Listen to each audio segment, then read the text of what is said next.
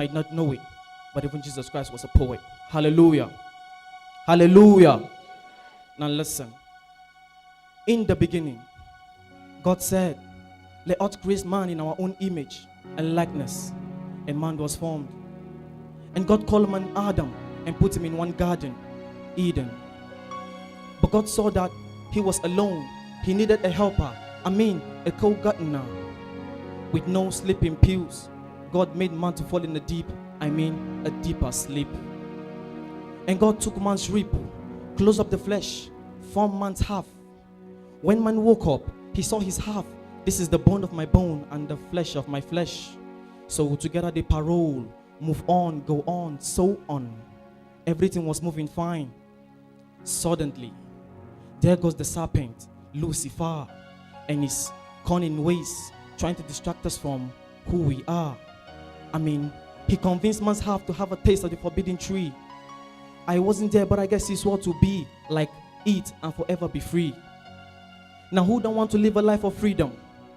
Well, if it is not God, then it's not part of the system.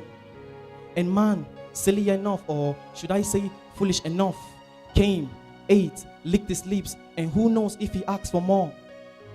Beyond the physical, I'm talking quicker than 1, 2, 3, 4. His eyes popped open. He realized he was without clothing.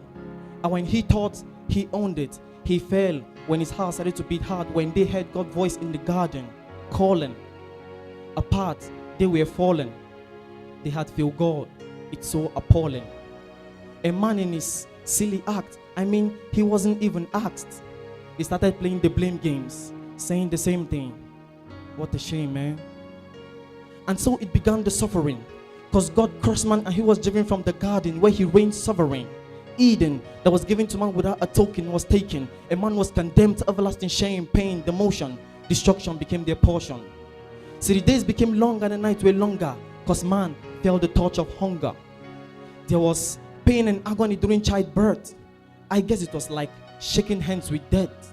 Apparently, man was like an orphan because he has no parent. That's God. And I guess then he could not pay rent. He was left to toil the ground, deprived of his crown, and was pushed down, left in the river to drown. There was no hope. He could not get up, because the devil is always there to slow his life down like a hold up.